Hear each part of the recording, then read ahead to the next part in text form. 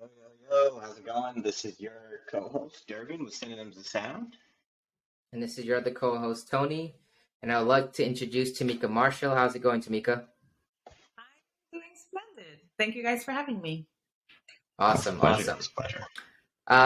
So very big fan of your music. Saw that you recently released, two EPs this year. So very happy to get some new content from you. But before talking about, where we are today with your career and your accomplishments, we'd love to know a little bit about, your journey getting to where you are today. So how did this all start? Like, were you singing karaoke as a kid? Like, tell me a little bit about that. Well, just to clarify, it was two singles. An EP is yet to come, but it'll be, hopefully it should be coming this year.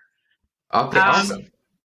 I got started, what should I say? I always loved singing as a child. My mom would play Mariah Carey, Whitney Houston around the house, and I would always be walking around singing to the top of my voice, hoping for a compliment. The first time that I sang in public, it would have been in high school at my high school pageant. I went to St. Joseph's High. And for my talent piece, I sang a song by Christina Aguilera. That was actually one of the songs that was part of Mulan. And I won Best Talent. So you won? Yes. Well, I won Best Talent. But I got first runner-up. I like how you had to make sure she won. I just want to know because you perform doesn't mean you win. So I just wanted to make sure. Well, in all fairness, I don't think that their voting was fair because in all I had the top scores for all the other contestants. But for the final question, they took everything back to zero, and then they just So in all, I feel like I won. Since then, a teacher saw my talent and really encouraged me into singing. And he was a singer as well. His name is Ostinette. He's Guyanese. He plays the guitar and everything. And he encouraged me into a jingle competition that was being held by GT&T. I took part in that. I won that, and that's how everything started for me. Wow! Awesome. So you're 2 for 2 for competitions at a young age. In regards, you go, you compete, you win. So if I ever know that you're in a competition, I'm putting my money on you, and I could probably get my return. Well, listen, you're not even gonna find me in a competition. I was forced into it. It's not in my nature to compete. Got it. Okay. So where do you draw your inspiration? I know you mentioned Mariah Carey. As you transition from, being a teenager to an adult, as you think back, where has your inspiration come when it comes to your music today? To be honest, in my earlier musical career, I had no idea what I was doing. I was just kind of figuring it out, throw someone in the water and see if they swim. I'd have to say I probably would have drawn inspiration just from real life and different things happening around me. They always say as a writer, a song that really connects to people and that is relatable works the best. Because at the end of the day, you're not writing for you. I mean, you can, but if you're going to put it out, you need the masses to relate and enjoy at the same time. So yeah, I definitely think I observe things around me and I write accordingly. Awesome. You ever get a writer's block? I'm sure you probably, as a creative. All the time. Yeah, it's very frustrating. And all I do when that happens is you take a break. Sometimes it might be a day, sometimes 2, sometimes a week.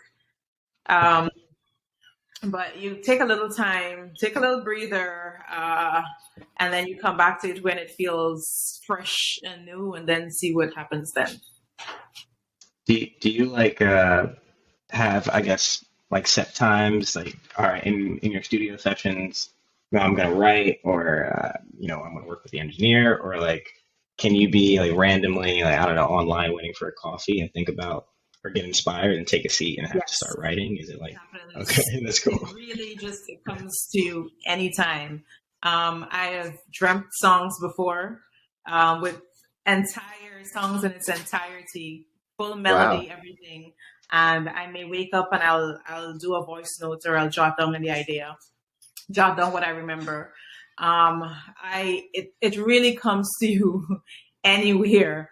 I could be just walking and I see something or I hear something and it sparks an idea. You'd really never know. So that's why I always have my phone in hand. If I have an idea, I have a notes page that I write down all my ideas. Or if I hear melodies, I put it down and I keep it for a rainy day. Awesome. So I have a question based on like, having dreams and coming up with lyrics and full melodies and full songs. Is there any song that, we've heard that came to you very like uniquely compared to your other music you've put out? Like it was a dream and you launched it to the world and we've heard it. Anything comes to mind? Not any of the ones that I dreamt. Unfortunately, when you Or a wake up unique from place. a dream, huh? Or a unique place. A unique place that where you're like walking to the gym or you're about to eat some food somewhere and then a full song came and you just launched it and the world heard it. I feel like each time it's unique.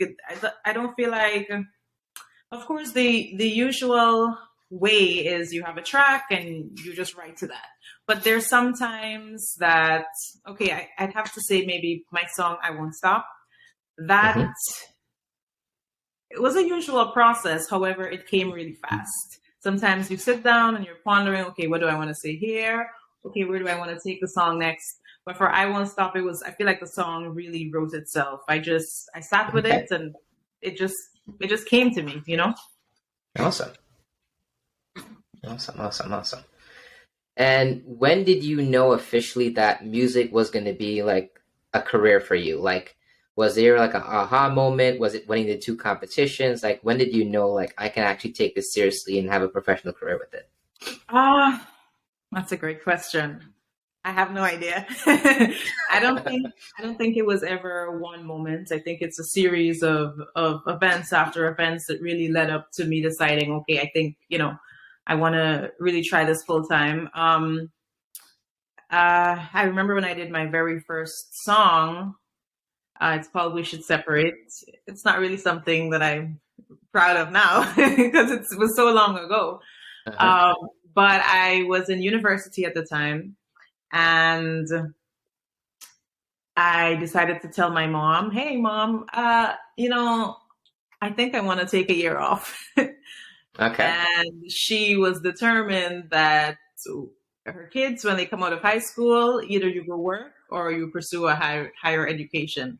And Makes so I sense. came up with this plan that I'm gonna tell her I'm gonna take a year off and see how she handles it. I told her I'm gonna try this music thing and Mm-hmm. see how it goes for a year. Surprisingly, she went along with it, and all I know is that I never went back. Awesome. Yeah. That's nice that you had the support there. Imagine if I yeah, was imagine surprised if it's by just her like hell support, no. to be honest. Yeah. Family support So is super important when you're trying a unconventional career dream or passion. Definitely. And it definitely makes the process a lot easier. I know you kind of like touched over it very quickly, but who was the song about? We should separate? No Yeah, one. no one. No Okay, I one. mean, it just sounded like something. So I was like, let me get this. Um, This.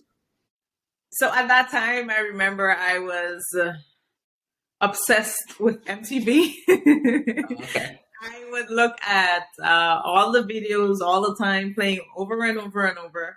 And there was a Neo song, "So Sick," that was really hot at the time. I And remember that.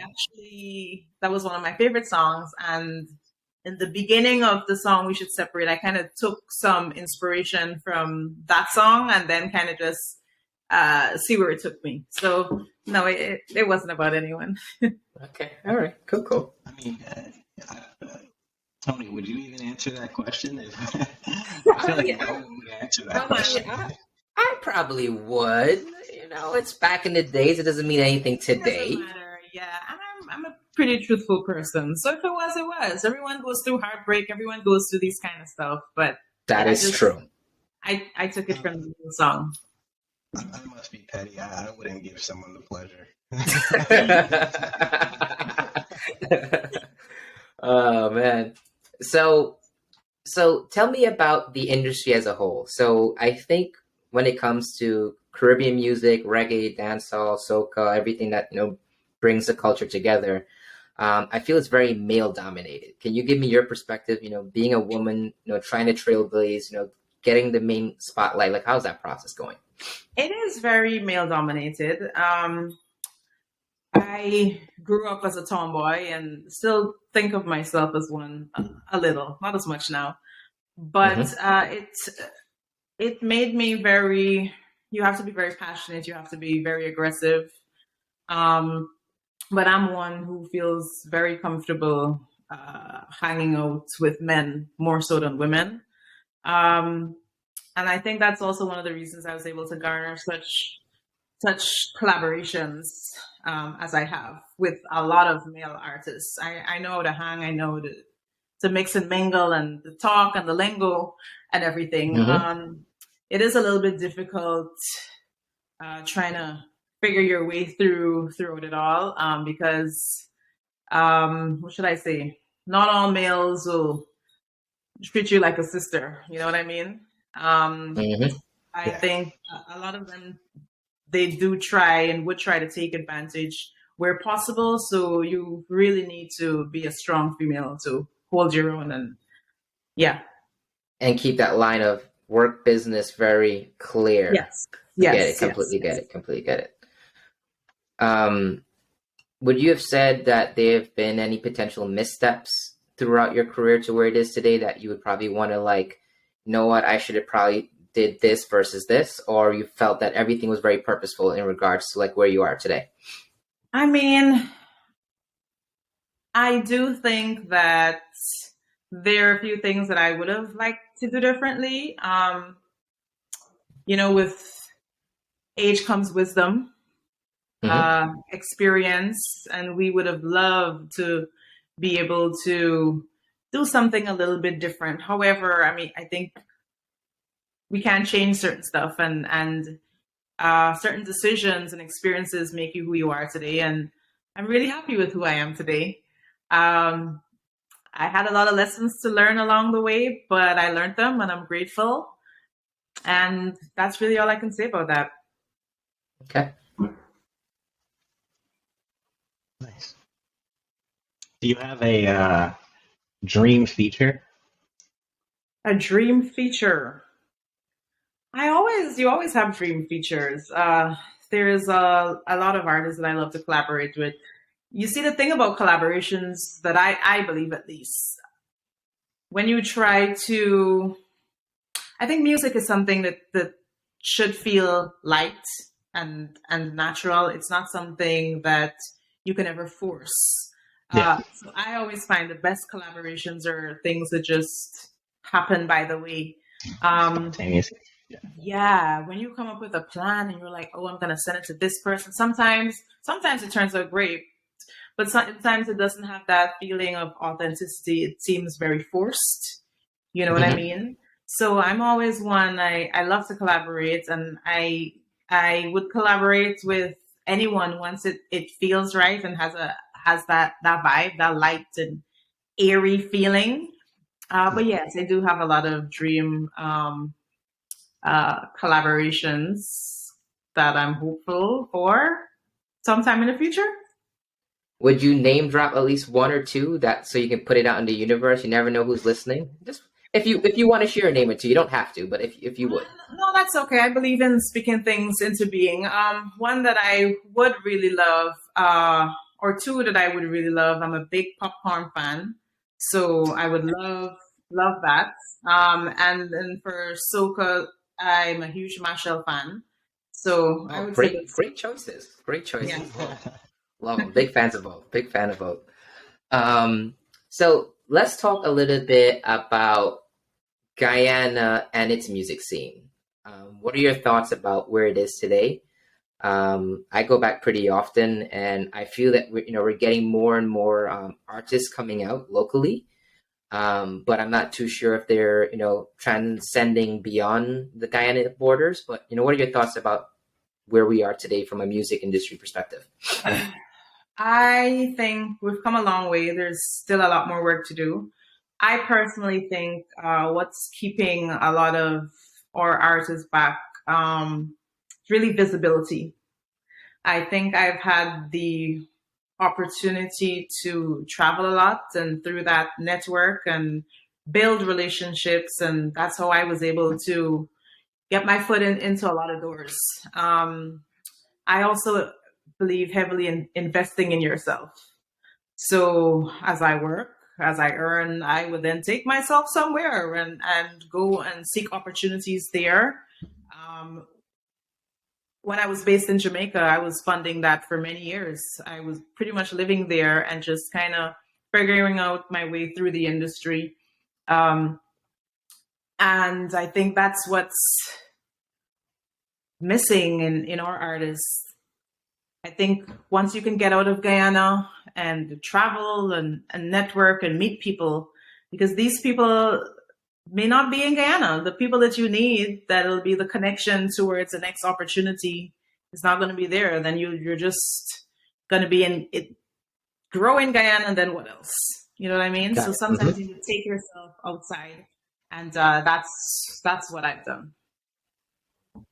Makes sense. Makes sense. Yeah. Kind of gotta go global and bring the exposure back. Yeah, sometimes you can't bring the mountain to you. You have to go to the mountain. I agree with that. 100%. 100%. So, as you think about, some of your shows that you've done, like what really stands out to some of your performances you've done in the past that you're like really proud of, or you had the greatest experience? Can you talk to us about any shows you've done? I would have to say that my most memorable show to date would be opening up for Neo in Guyana. I remembered being away from Guyana for maybe 6 months or so for a long time, and Hmm. I was really homesick. And I came back for the show Hmm. and just hearing my name announced, and there was, I think that would have been the biggest crowd I would have performed in front of at the time. I don't know the numbers, Yeah, it's but all right. It's all but right. I just remember just seeing people as far as I can see at the Guyana National Stadium and performing, opening up for him, and then also in Neo's sets, I walked out and brought him a bottle of champagne before he sang Champagne Live, and the crowd just went crazy, crazy, and I see the promoters, them, everybody like on the next Epic level. moment. Epic moment. I Yeah, love it. and I think that's very, very memorable for me. Okay. And how did that all come to be? Like, how did you get the plug for that opportunity? Well, the promoters for that show and the promoters for that show, Hits and Jams Entertainment, them and I are really, really good friends. Um, and I also would like to think that it's, my popularity and the songs were really doing good. I had I think 2 songs that were new that were really doing good at that time, and they called for Tameka. Awesome. That's dope. So when performing, I know you mentioned that, like that was one of the largest shows, or one of the first time, I believe, like performing at a show of that scale. But when performing, period, I feel like people underestimate the amount of preparation that goes into that. Yeah. Can you speak on that a little bit? Just like rehearsing the Well, exercise. I also underestimated it a lot. I think in becoming an artist, at least in Guyana, there's no school, that you go to prepare you for such stuff. So I really, like I said, just had no idea what I was doing for my younger years. I thought you just go on stage and sang a song. That's it. But it's very, very, very different. A lot of times you can't even sing the song in the same key because you're projecting and it's a open space, so the voice gets lost. You know what I mean? So Hmm. you have to think about that. Breath control. In my earlier years, I trouble with a lot of anxiety when it comes to stage. So you can hardly breathe. It's like you're panicking. So even to speak a sentence, you're running out of breath, much less to sing. And then when you're thinking about movement, adding in movement with all of that, it's crazy. So these are all things, unfortunately, I had to figure out while doing it. um, then when you think about crowd control, how do you want the crowd to react, engaging them? What are the points that you can interrupt the song to break down and say something? It's a whole technique that It's I an was art. not. Yeah, and you kind of just figure things out as you go. I then realized, hey, I can study this. I can look on YouTube. I can figure stuff out, see what other people are doing, and this kind of stuff. But it's very interesting. I would imagine there's a lot that goes into it, and you have to be in ridiculous shape and control your breathing. Have you ever Yes. had, I guess, a blooper moment on stage that like no one's noticed? You kind of you I think, kept it going. yeah, sometimes you forget a line in the song or a word in the song or something, and you just kind of keep it going. Because at the end of the day, no one knows.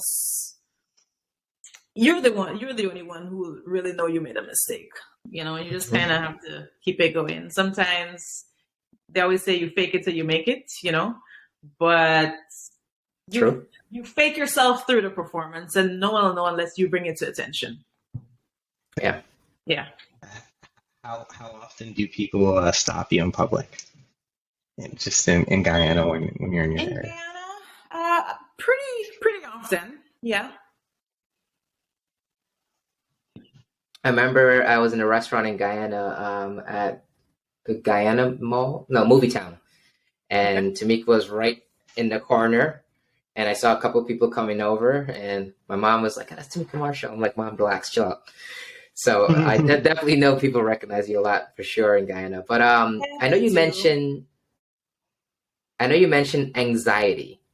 Oh, How did you overcome that? Trying to be in the public eye, like I can imagine Yeah. having such a large following, live performance, being in public, being a center of attention most of the time. Like, how did you overcome anxiety? I don't think it's something you overcome. Okay, I or think manage, or whatever I the think best word is then. you just learn to manage or control. I at first never knew what anxiety was at all. I had no idea why I was feeling this way. It took someone to say, I went to a vocal coach, a performance coach, and they pointed it out. I'm like, oh, okay, this is a thing. I never knew this was a thing. And it took a lot of time. I had to do a lot of work on myself too, and it's still something I deal with today, just maybe not as bad. Mm-hmm. And I'm an introvert, and I'm also an extrovert. So a lot of the times it's weird because as an artist, I can't speak for everyone, but me personally, you like the attention and then you don't like it at the same time. I get it. I get it. I like the attention because it means I'm doing well. Um, I'm well enough to be recognized, well enough that people know my music and care. But at the same time, it makes you feel awkward.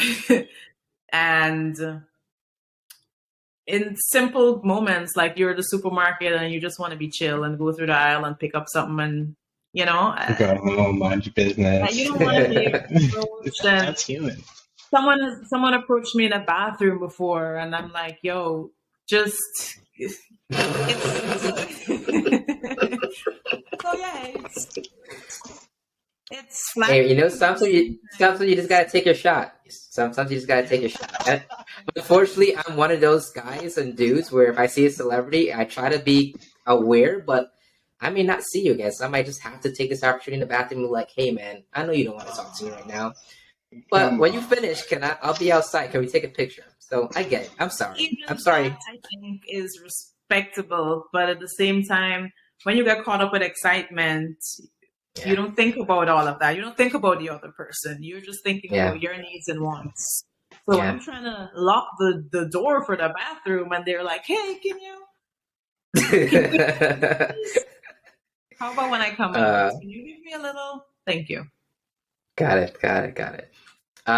So I know you mentioned like vocal coach. So like, what are some other things that you've done professionally to improve your craft? Because I think a lot of time people don't know about the extra mile that athletes, performers have to go to get to where they are today. They just assume you wake up and you're just singing notes and you're just crushing it. So like, what are some of the things you've done? Like vocal coaches? Have you done like dancing choreography classes? Like just a little bit of what you've done to like improve your craft. Well, I think for any athlete, you don't. You may wake up. You may have a talent, but at the same time, it takes work.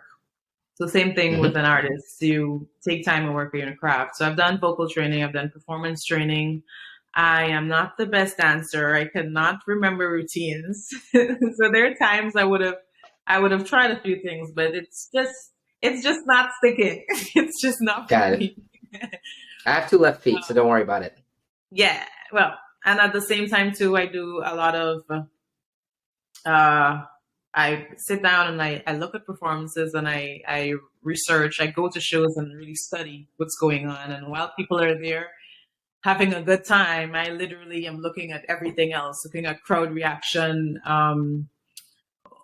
what gets them hype, what happens, what are different things that the artist is doing on stage. It's getting a crowd reaction, uh, figuring out the crowd too. What type of crowd is this? Uh, what should I say? The age of the crowd. What songs are appropriate? What songs aren't? Yeah. All that kind of stuff. Yeah. Okay. And I guess when scheduling events or deciding what venues you'd like to perform at or going on tour, um, how much I guess are you involved in that process directly? Do you have a kind of a team that kind of manages all that, and you kind of I guess like I'm curious how the industry has been from a tour and venue perspective coming off of the shape of the world the past like year or two. Well, How have you like adapted as an artist with that? okay, because I feel like those are two different questions you're asking. I'm sorry. Sometimes I ramble like that. I It's apologize. we all do. It's okay. So I find within the Caribbean we have not a lot of venues. We don't have a lot of venues available. So we don't have a lot of options. So the promoters, for the most part, they decide a venue that they feel is best suitable for their show.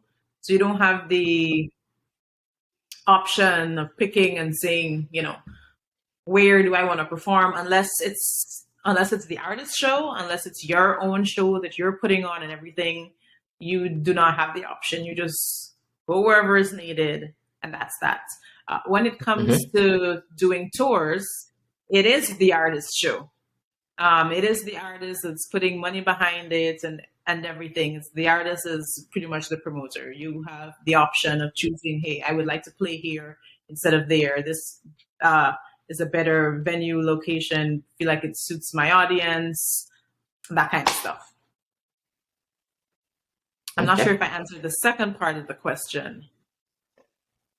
How is I guess with the shape of the world, this past year or two, how have things been? Just I guess in the industry overall in regards to How have things performances and things been? like Things have been at a standstill for artists, promoters, anyone in the music industry, so, for the most part. So people who work on venues, stage shows, when you look at lighting, that. audio engineers, there's a whole list of people who go into the production of a live show, and it's been at a standstill. And it's been difficult. Um, Things are opening back up right now. I know Guyana. I believe I read recently that they've I know they've lifted the curfew, but I think they might have lifted the mask mandates, and I think things are they're trying to settle back into like real normal. I know they're about to open up and have some events and so on, and I see that happening throughout the Caribbean as well. So fingers crossed it will be very normal. Back to what we feel like was normal. So if Carnival kicks off in May in Guyana, should we expect you to perform potentially? Well, I don't know if I'm able to speak on this. There will not be a carnival in May. However, No? Oh. there will not be a carnival in May. However, there are discussions to have a carnival this year. It will be at a later time. Awesome. Yes, it's not my place to speak on it, so I'll just leave that though. I'll leave that there. Let's Yes, just leave it then. Yes, I'll be a part of it. That would be awesome. That would be More awesome to ways catch than you. just performing. Oh, amazing. That's dope. I have a shameless plug, I must say. I've yet to experience a carnival, and I need to. You haven't As a Caribbean, I feel penny. No, shame on you. You're not even Yes. shame on you. It's unfortunate because you're missing a A lot lot. of joy. It's a lot of fun. A lot of joy. A lot of Yeah, fun. A lot of fun. you would really A lot of enjoy fun. it. If it's later than July, then I'll take you. If it's before July, I can't pull it off. But if it's after later- July, I could probably. July, so that you're coming because it is later. All than right, July. good. So we in there. So we're in there, bro. We're in there. I'll hold you to that. Oh, 100%. I got you, bro. We'll be out there. So I guess the other question that I had in regards to getting a sense of your career and your accomplishments, who were some mentors that really gave you advice to really understand to navigate the industry? I know you mentioned you did a lot of studying and networking and traveling help, but were there any mentors that really gave you solid advice that you can give someone else that may be in Guyana that's trying to take this journey similar to yours? I have to say, ever since I started out singing, even when I just came out of the competition, I became really good friends with Kerwin Ballers, who's one of the promoters, part of Hits and Jams Entertainment. They have HJTV, HJ Radio, and so on. And I think having him in the background, and I learned or took a lot of advice from him. And I think even to this day, even more so now, because I think through my experiences, he learns a lot, because I think he's someone with great ideas, great vision. But I think with me really being in the experience and being in Jamaica and learning a lot on the ground, I could then come to him and say, hey, actually, this is how stuff is done. You know what I mean? And then after them being able to bring a lot of the top artists into Guyana for shows, talking about Ashanti, Rick Ross, Trey Songz, and dealing with these people on a high caliber artists, then he also got to learn a lot too, So even today, I think a lot of artists, if they ever need advice or direction or, I always advise them, hey, go find KB, have a little talk with him. He might be able to point you in a good direction. He's also That's good awesome. to hook you up with key players or someone in the industry, even in Guyana, someone that may be a link to someone else. You know what I mean? Mhm. So he's always been good. While I was in Jamaica, I took a lot of advice from being around Business Signal and his team, Jukebox team, Shane Brown. And I just like to be a sponge and soak up information as much as possible. So even producers that I've met along the way, if I always have a question, I go to them and be like, "Hey, what do you think? What would you do?" Like just to kind of get into their brain and get their thoughts. I Got like to it. ask Okay. questions. Awesome. And the last follow up, and I'll let Dervin jump in with a question if he has one. I feel that throughout the years, Guyana's developed a lot of great talent. But I think in your generation, we've had something like social media, Facebook, Instagram, and these other platforms that really allow an artist to really give themselves the exposure that they may need. So can you talk to us a little bit about, how has social media impacted your career and like how you utilize it to like get the exposure that you were referring to earlier? So Instagram is an important tool, not just Instagram, social media in general, Facebook. A lot of Guyanese are still on Facebook. They still haven't transitioned over to Instagram. They are That is so mostly true. they are mostly That's so on true. Facebook.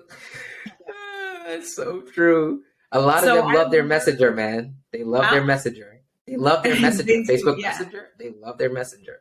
So I remember one of the things that I did. This is before Instagram came about. I was on Facebook, and one of the things I would do is add everyone. Hmm. Everyone. I would, of course, you find people to go add, people you feel like you want to be in communication with or should get to know, network. I would go add those people. But also like friends of those people I'd add, and anyone who requested me, I'd accept them all. And what that did is I have a whole bunch of friends. So what Hmm. that means is when I share something, it goes to a whole bunch of people. You know what I Smart. mean? And it's just marketing. I don't need to know you. I just want you to know my product and know what I'm doing and what I want to put out there. So that's Hmm. one of the things that's helped a lot with Facebook. Instagram, I remember joining Instagram pretty early. I was a big fan of Instagram. And now it's so much easier. Like everyone is connected, and especially even with Reels, you don't even have to be connected. You can just put something out there, and then it can be seen by so many other people that's not even a friend of yours. You know what I mean? So I think it Hmm. plays an important role. Um, I just wish more Guyanese would try other things other than Facebook because they're just stuck there at this moment, I think. I'm sure will come out. I remember the BlackBerry days were like going for years and years, and then eventually weaned off BlackBerry and became WhatsApp. But now I think they're going on Facebook Messenger. It looks like so. We'll get there eventually. Yes, yes, hopefully. Are you exploring any of, I guess, this new technology that's trending right now with, NFTs and artists and crypto at all? I'm not sure actually. I've seen any, I may be wrong, any Caribbean artists exploring NFTs or using like catalog or Audius to like bid tracks and things like that, Okay, or so I auction have to tracks, say, excuse I me. have to say that I am clueless when it comes to that. It's Um, so early. and I I feel would love most to are. learn more. I know nothing. I have friends that are telling me about crypto all the time and buying into this and buying into that. Um, I'm just clueless. Okay. Yeah, but I'd It's love to it's learn. it's it's so early. Yeah, but it's always better to get in things early. Definitely, Hmm. Yeah. I agree. Some of the early risk takers get the best rewards. Well, you Yeah, plant a seed, and you gotta plant a seed early for it to grow. You know, That so that's you true. could be doing your research in the earlies before everyone jumps on it. Yeah. So tell me a little bit about your, I guess, creative process. You kind of touched on it a little bit, but when do you know that you're ready to put release music? I feel that you don't release, maybe I'm wrong. I don't feel like you release a lot of music all the time, but when you do release music, it's amazing. It's a part of the culture. You hear it all the goddamn time in every place that you go, which is awesome. So how do you know when you've come to that point where you're ready to release something? Like what's that process look like? Are you and your audio person fighting because like he's not getting what you're looking for? Like talk to us about that a little bit. That is really interesting. And I really wish it was, it's really easy. I wish it were more complicated. Actually, no, I don't That's want anything complicated. It's really easy. okay. I actually am not releasing as much music as I may want to. I have challenges being in Guyana and recording, and it's a challenge I've had ever since I started out with really getting the kind of quality that I want.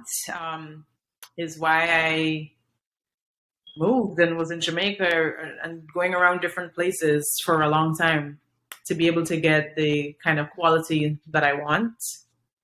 Um, so, and I find when I was in Jamaica, I released the most amount of music ever. So, upon moving And back, when you say, go ahead. sorry, I was just going to No. say or ask, when you say quality, are you referring to studio access, like studio equipment, kind of a mix of both, or maybe like engineering talent? All of the above. I feel like you just hit Okay. all of them, bro. She was like, "Yep, that's it, that's it, that's it." She was like, "Yep, yep, yep." All of the above. Okay. Okay. Yeah. There hasn't been one place that I can feel very comfortable and confident in knowing that I can go and have vocals stacked properly, just to come up with a really good product that I can send to whomever, wherever to get mixed, mastered. And for the mixing process, you can only work with what you have. So Mm, if the sound quality, the recording quality is not at a certain level, then there's only so much you can do with it in a mix, much less a master, you know? mm-hmm. So that's been one of my challenges for a long, long time. I'm on the verge of solving that.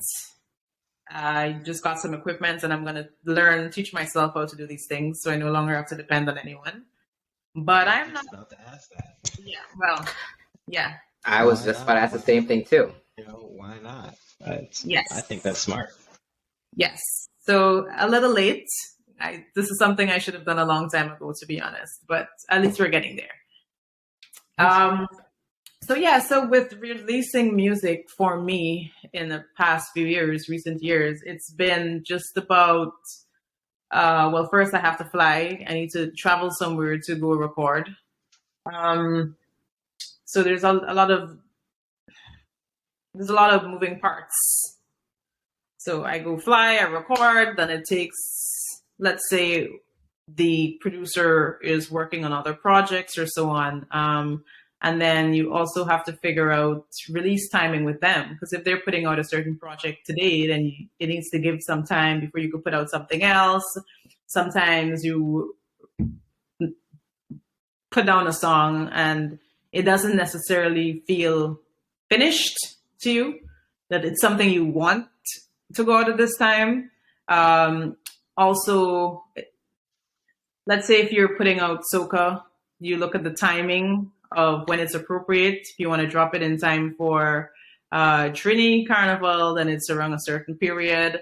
If you've missed that, you look at something else. It's a lot of moving parts. So, how involved are you with the music creation process right now? Are you like very much like understanding the technical aspect of what you're doing, the mixing and all that stuff, or are you more so just going there, getting the vocals done, and just really listening and giving them some advice on like what you want to tweak and change? Right now, it's just the creation process. I write, make sure all of the melodies are sounding good. You put on your backgrounds. Oh, this sounds seems best fitting here and there. I do not, at this current moment, know the technicalities, but that's something that's something I'm going to learn with learning to voice myself. So I'm excited to learn more. I just listen whenever I have the ear.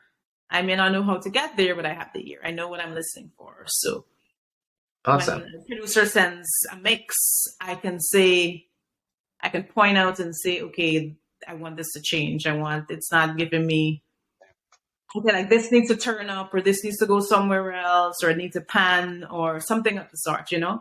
But I'm not as technical as I'm hoping to get. Got it. Okay. Yeah. It sounds like the best is yet to come then, because I think once so. yeah, once you're comfortable in that area, then the sky's the limit. Right. So, this might be my own personal feelings, but this may not be accurate. But I feel that when I think of Guyana as our contribution to the Caribbean music as a whole, reggae, soca, dancehall, it may not be as appreciated or maybe as respected as some of the music coming out from other places. Do you feel that's the case? Is that an incorrect assumption on my part? Just want to get your thoughts.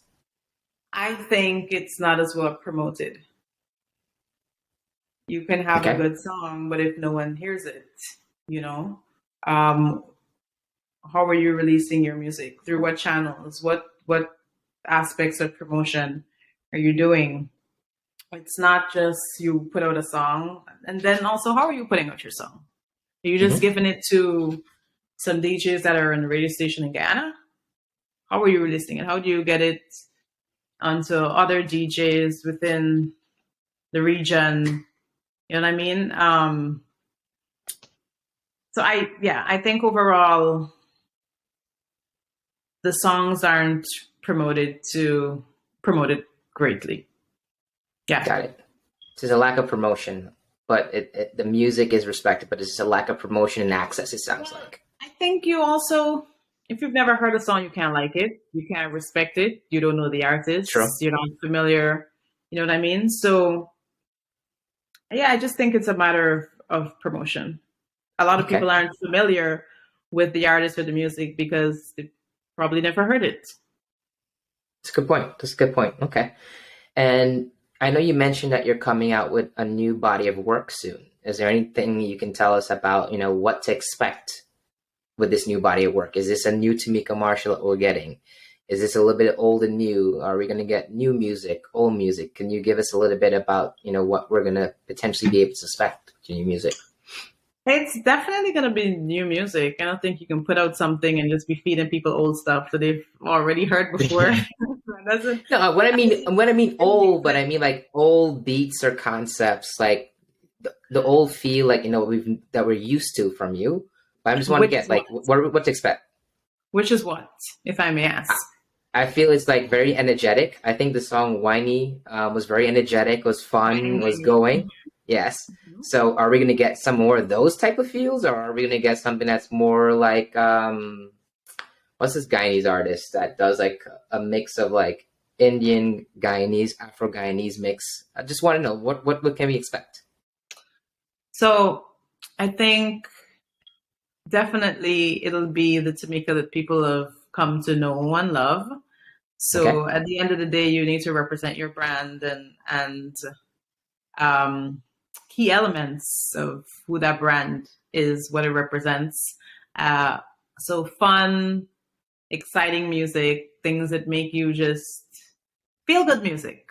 I always Okay. wanna spread joy and love and positive energies and vibrations as a person. So through the music must represent that.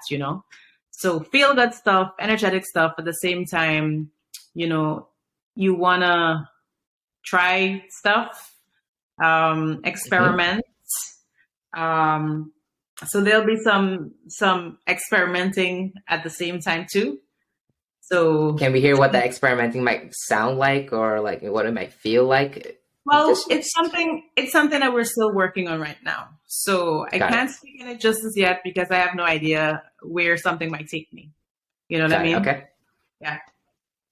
This is gonna sound. It might sound like a weird question. It's just I like me weird. nerding out a bit. When you are, I guess, working with your engineers, how much attention do you pay to the hertz of your music, like the frequency of the sound of your music? Um, Not a lot. So the reason why I asked that question is I've just been, doing some reading and some studying, and so I also at times deal with like anxiety, right, or Hmm. imposter syndrome and things like that. And what helps me is actually like listening to certain frequencies of sound. Okay. And it does this thing to my body that is it. I know that's say all right for to our listeners, we're not getting that weird. But what I'm saying is there are certain frequencies that could do things like decrease the heart rate. Are good for like anxiety and like mental health. It's I feel this is not common knowledge, but I've always been curious: is this musicians are aware of this? I Because like the think frequencies you guys connect so. do move So people. I think that some people are aware of it. Um, uh, there's this producer I did this song, "Bend Me Over" with. His name is Christopher Birch. He toured with Shaggy for many, many years. And he would just be talking about frequency all the damn time. And I'm like, Birch, what are you talking about? But yeah, there are certain frequencies that make you feel a certain kind of way. I just personally don't know them. But I know that it exists. So I think at the same time, if you're trying to make a song that taps into a specific feeling, then knowing that would definitely help. Awesome. Yeah. One last thing about the project, if you don't mind me asking. Any idea of like how many singles you're gonna try to give us, or you're just gonna go until you feel like you hit a good number? Second one. Second one. Okay. All right. All You're right. really trying to get the inside scoop. I'm trying to break this to the masses back home. I'm trying to give them like I got the lowdown for everybody. So when people see me, I'm like, yes, I broke the news to you guys. Everything is unsure until you're sure. You know what I mean? So I don't want to. I don't want to, unless something is concrete, I don't want to speak on it, and I don't want to set things up and then it doesn't. You know what I mean? So Okay. until you know, you know, and when I know, I'll know. All right. So this is the last question. Last question about the project. So why now? I feel like it's been a long time coming. It's Mm-hmm. something I've wanted to do for a long time as well. Um, I'm doing it with a particular producer that I really admire their work. We work well together, and it just feels right. Okay. And I also have a lot of songs with them because I literally travel and I go there for a few days, and we just we just pound out music.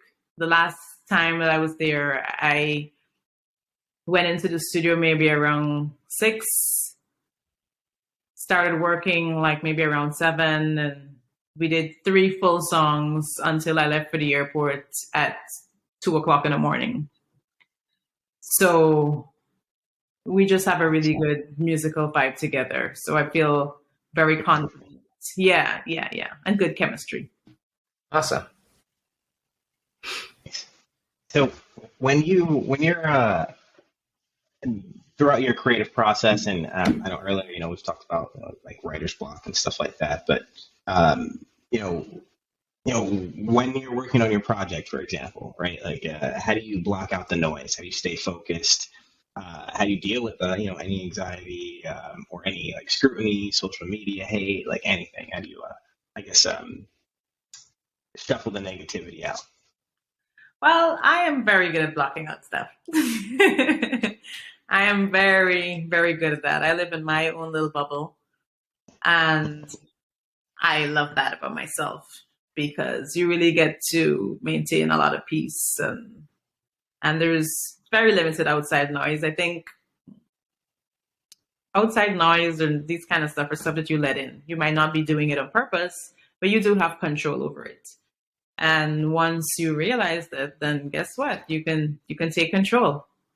So you can literally just limit your social media time. Simple. You Yeah, don't have to go definitely. on social media. You don't have to True. read comments, That's you true. know. And if these are things that are bothering you and you don't want to be bothered, just don't do it. That sounds like a lot of like self-discipline. I feel like you got a lot in your life, self-discipline. I do. I do. But it's also, I think, common sense. Which isn't really common. You're right.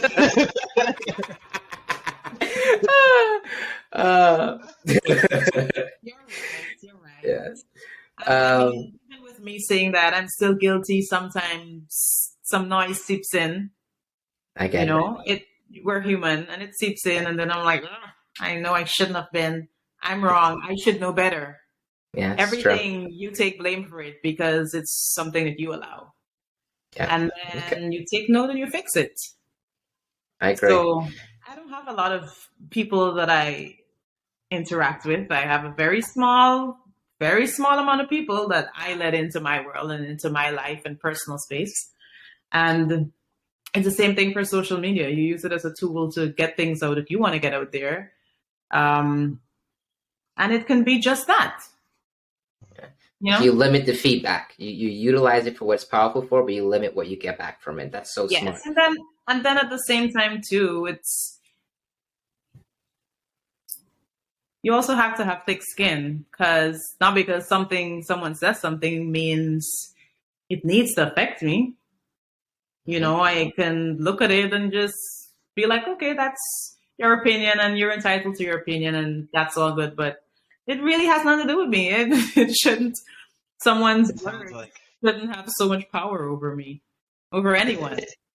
You know what I mean? It sounds like only stressing what you control. Yeah. Yeah. Awesome. So just to wrap things up, like, how can our audience, learn more about you, follow you, get your updates, when the music's going to drop, like, how can they get more access to you? Very simple. You just follow my social media. I'm mostly active on Instagram, but it goes over to Facebook at the same time, because I know my Guyanese people are Facebook people. So you connected the Instagram and the Facebook, so you make one post, it goes in both. It goes straight over. Yeah, it's linked. Yeah. Follow me on Instagram at Tameka Marshall. Awesome. Thank you so much for your time today. It was definitely a pleasure. Yeah, we enjoyed the conversation. Thank you guys so much.